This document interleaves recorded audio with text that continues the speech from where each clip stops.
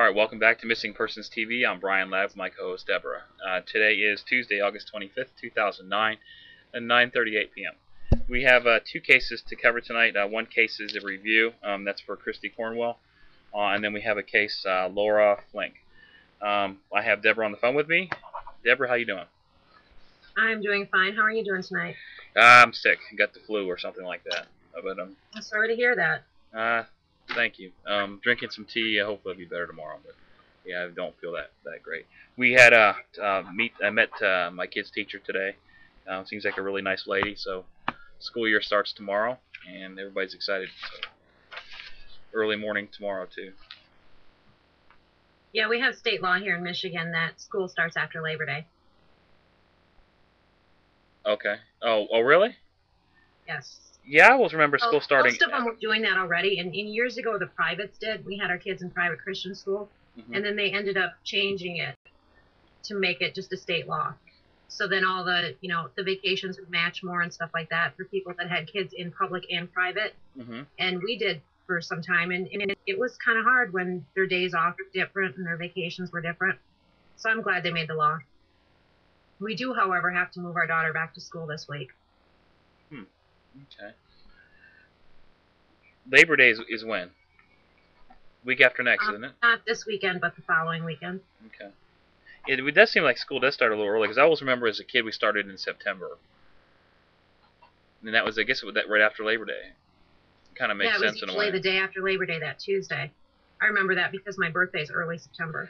I remember kindergarten when I was a kid, and we took naps and drank milk, right? They don't do that. They go, and then we also went a half day. They go full days. Kindergarten goes full days just like everybody else. Yeah, that's what mine did too. No naps, nothing. Okay. Yeah, things have changed a lot. Yeah, I guess so. I don't know if it's for the good or not. I think 5-year-olds do need a nap, maybe. Okay, Kristi Cornwell. That's our first case tonight. We have been working on this case for quite some time now. Actually, since the 18th of August. We've done a lot of work on this. Gail's had some input on it. I think we do believe we know where she is located. Unfortunately, we don't think that she's alive. We have those maps posted. I do know there's some information that came out. Apparently, she was in. A tip came in that she was in North Carolina, off Baltic Road. I did find that on the map and put it out. Apparently, news has come out where they said now that whatever that tip was is not related to this case. So she apparently is not in North Carolina. I did do a redo on that case, but Deb, before I go over this, give us a little information for Kristi, please. And I do have her website posted, KristiCornwell.com. Okay, wonderful. Kristi has been missing since August 11th, so it's been a couple weeks now. She's 38 years old. Let me flip a page here. This is a case where they're calling it an abduction. She was out for a walk late at night. It wasn't really late, but it was later at night. It was 9-something at night, 9:15, and she was talking on her cell phone to her boyfriend at the time when a car pulled up and took her, and the boyfriend heard the struggle and the abduction on the phone, from what the reports say. He's been pretty quiet at the advice of law enforcement. So we don't really know what. He's been quiet when it comes to talking to the media. Right. Okay. Right. She's a 38-year-old white female, 5 feet 5 inches tall, 150 pounds, black hair, which is shoulder length. She has blue eyes. There are 2 vehicles that they are looking for that we're seeing in the area. The area that she's missing from is kind of. It's not one that's well traveled. Everyone that lives in that area pretty much knows everyone else, and it's like a rural setting, so it's kind of off the beaten path. They're looking for a white SUV, and then they're also looking for a smaller type car, which could be possibly a Toyota or a Honda, that would be tan or gold in color. So vehicles fitting those descriptions were in the neighborhood around the time that she went missing, so they're hoping to get something based on that. So what do you have that's new on this case, Brian? Well, unfortunately not much. I did do a redo last night. I'll read that in a second. Let me go over exactly from the start again real quick what we have done. Uh, the the first actual, when we opened this case, it did the Kristi Cornwell case. It was not a case request. It was a dream, and a reader had located that dream and said, this might be related to this case. I did look at that, and it said, that is probably related to this case. So we opened it as a case. It's actually case number 802, and it was opened on the 19th. The dream drawing says the number 957, Chattahoochee National Forest, off 17. Doctor, killer, and it says Kristi Korn. Kristi is spelled with a Y, but I still think that is who it's referring to. Looking at that information, there is a national forest near that location. We did look into that, and I had Gail St. John on the phone with me. We did actually a Ustream broadcast where I did a Google Earth overlay, so people could watch as we were searching, or as actually I was researching Gail's psychic visions, and we did come up with a location that was very, very close, I believe, to the area that I had gotten in the dreams, if not exact. I took notes from her. All those notes are up there as far as the location we believe that she may be at, and that's off of, I believe it's north of Helen, next to some type of owl road. Either whatever that is, that location is posted on the case file. Jim did some work. He listened to Gail's broadcast, I believe, a couple times. He did find some areas that she may have been talking about. She said she was feeling boxed in. He did find some locations that did form a box, and we have that area posted as well. That's from Bing Maps. Then on the 23rd, breaking news: crews looked for missing Georgia woman in Kings Mountain. I believe Kings Mountain was the area that was in North Carolina. I had wrote basically what I wrote. I said, I don't think this is anywhere close to what we had come up with. Apparently that is true. So at least I'm going back to the original dream drawing and thinking maybe that she is located, or she is possibly in the location that we have marked. Did a dream drawing on 8/20/2009. It was DD7469, and that says Kristi found. I do believe that was related to this case too. That's posted on 8/23/2009, and did an update again on what I had posted. Nothing really is new. And then last night, I did a redo on this case using the a printout that I put under the pillow, and that's also included for Kristi Lee Cornwell. And then last night, what it says in the dream drawings, it says he's coming to move the body, the number 130, and then I think it's the letter N, GA highest point, and then MD. I think MD refers to the same person I drew in the first dream drawing, which possibly a doctor and possibly the person that's responsible for Kristi's disappearance. I'm not sure of that, but to me this looks like the same person. He looks like a middle-aged person. Again, with the receding hairline, possibly like bald right here. Probably medium built, white. I'm not sure about any other data on that. But I did wrote, I think it's the same person as in DD7463. So if she is in this location, like I said, unfortunately I don't think that she's alive, but she is in the location that we have marked. It's possible he may return to the scene and move the body. That's all I got on this case. Okay, I certainly, I pray that your work is incorrect. Me too.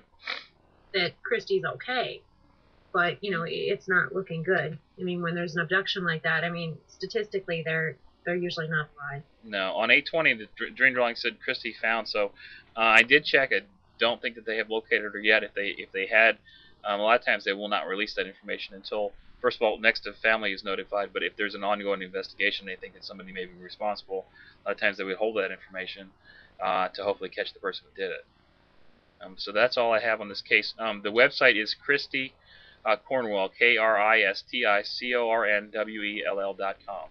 I did go to that site. Actually, I just went there. There is a $50,000 reward for anybody having information. And if you want to donate to the Kristi Cornwell Reward and Search Fund, there is a PayPal button up there now too. That's all I got. Anything else? Okay. No, I don't have anything else for Kristi's case. Okay.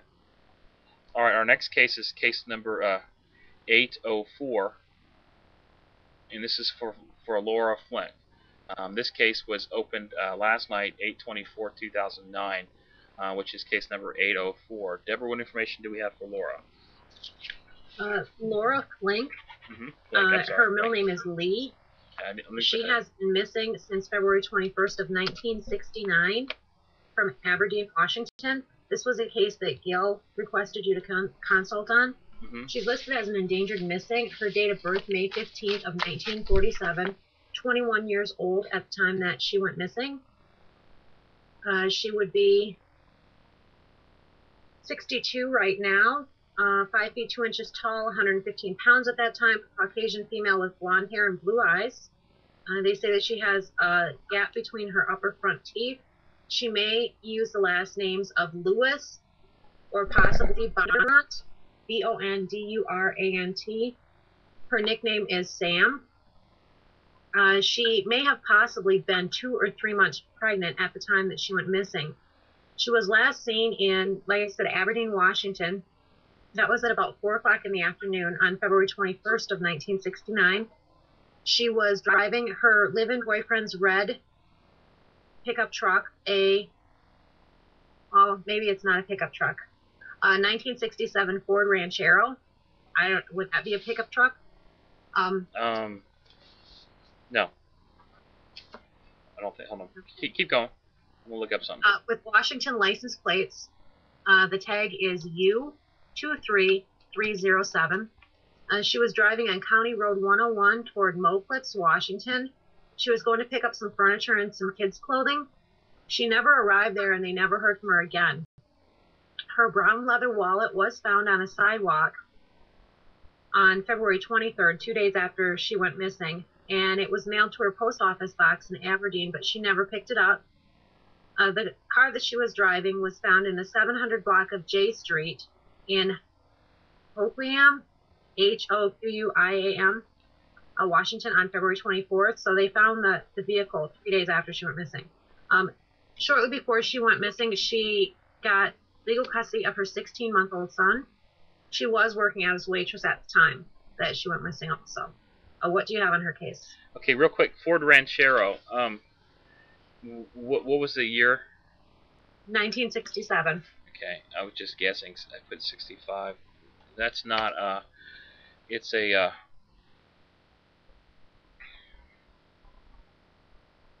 no, it's not a pickup. But there are newer models that are pickups, and there are ones I believe that actually, the pickup combination pickup / car. Oh, okay. But I don't think that's a pickup. I'm looking at these images here. I'm not 100% sure, but I don't think it is. Okay, I have 3 dream drawings in. What had happened is this case is actually already had been opened. I didn't know that until a little while ago when I talked to Deborah on the phone. Deborah goes on vacation. I start printing out stuff, and I do cases that I already had done before. So actually, we already did cover this case. And I think it's case number, 797. Right. I should have remembered that, but I didn't. So let me go over the dream drawings from last night. The first one says number 47139, Ocean Cove Record Company. And the next one I have no idea. I wrote not sure. It could be, might be a record suspended in the air or something like that. Next dream drawing says 1 1/4 mile from airport. He's still there, or her photo is too. Looking at this, I don't think that she's deceased. I know that Gail had worked this. I'm not exactly sure what she got. But this case, it was actually a request from Gail, wasn't it? Deborah? Yes, it was a request from Gail. Okay.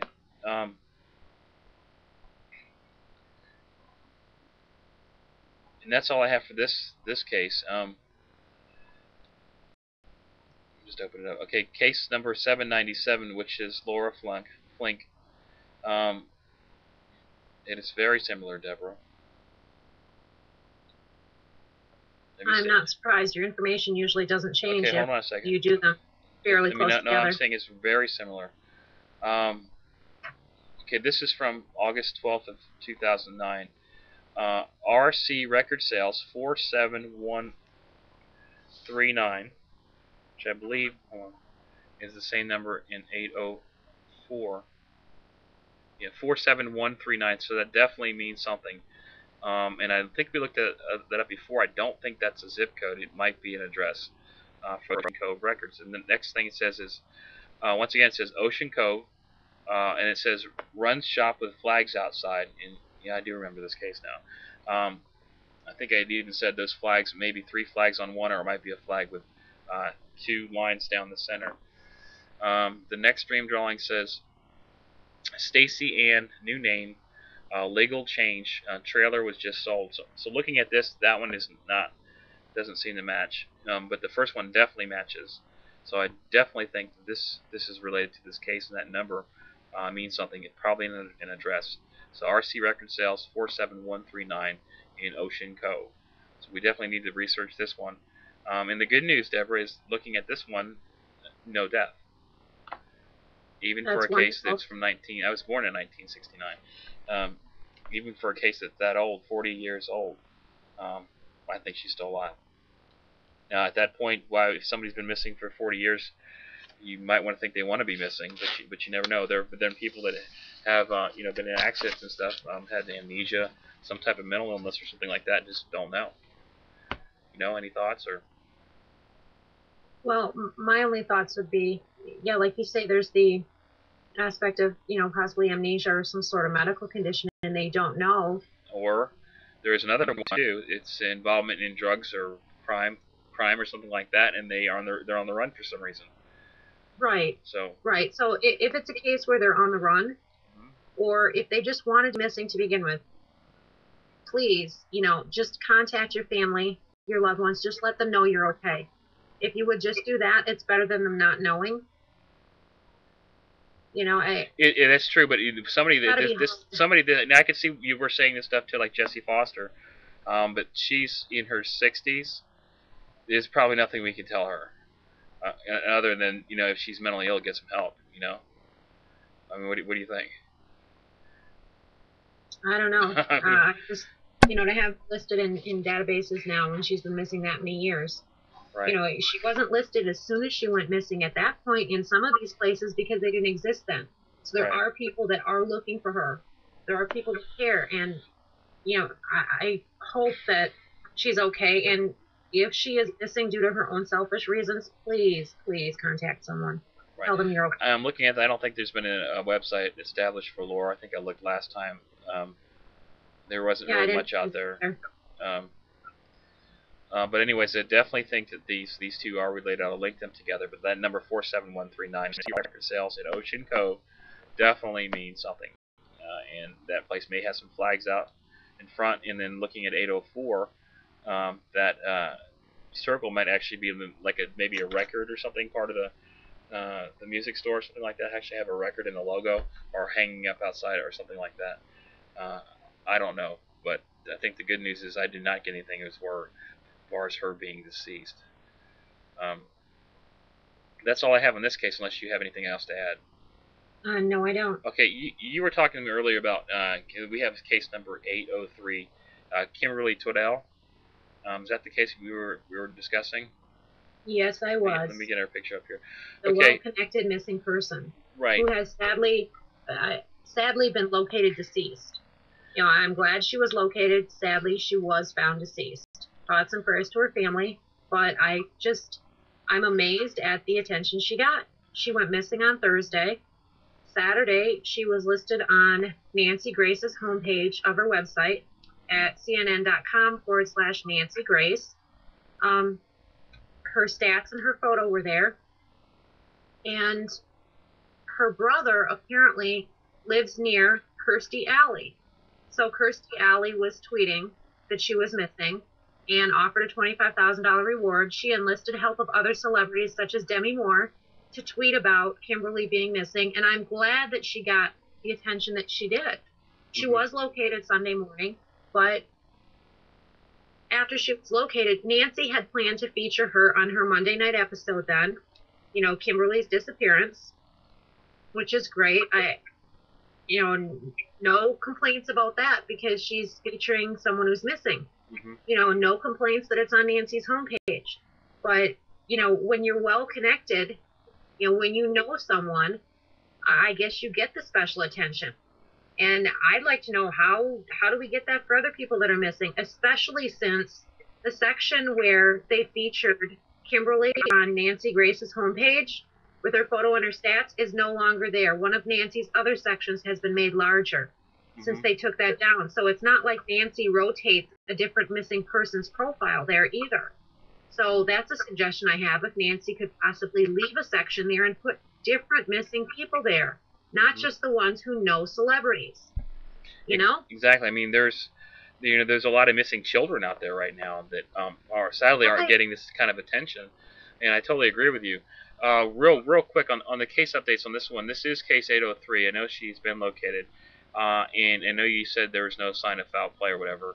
I'm going to tend to disagree with that. I'm not going to cover this case again, but the information is posted along with the location and the person that may be involved, and that's case number 803.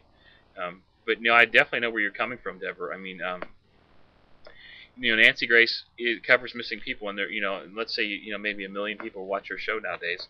That's 1 million eye or 2 million eyes that are looking for, that actually help missing people and stuff. They have a lot of connections. They actually go out and they look. And if she could just put, well, for example, Adji Desir, right? He's still missing. Right. And she covered him one time, and that's when it happened. And this child is still missing. He's 6 years old. All right, we've been begging Nancy Grace to at least do something for the kid, because that's how people are found. If they're not dead, they're somewhere out there, and getting a picture out there is the thing the media is supposed to do. But it seems like that Michael Jackson, and whatever else happens that day takes precedence over what she claims to really want to help find missing people. I mean, she covers these cases, but yet I think that she just looks at what she thinks people want to know about and want to hear about, and the gossip and stuff. I realize a lot of people like the gossip and all that, but when it comes down to it, they need to use the power of the media to get these pictures out there. Like I said, this is a picture of Adji Desir, and this is his grandmother. His grandmother doesn't know anybody famous. Sadly, that's true. I mean, if she did, maybe Adji would be home right now. If she knew Debbie Moore, maybe Adji would be home right now. If she knew what's her name? Kristi Alley. If she knew Kristi Alley, Adji might be home right now, safe. But sadly, she doesn't. And I really hate to say it, but if Adji was white, everybody knows, what people probably don't know, but Ozzy has a mental handicap.